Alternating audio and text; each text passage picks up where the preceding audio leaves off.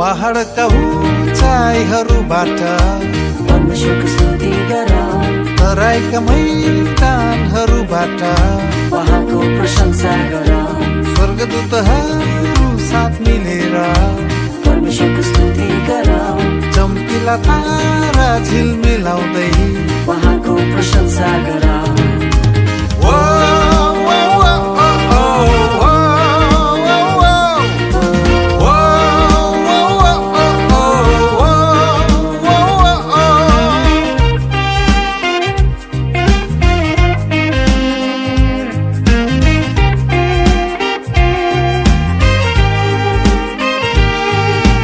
आकाशमाथिका पानी र गहिरा सागर चढाउँदै येशूलाई महिमा र आदर।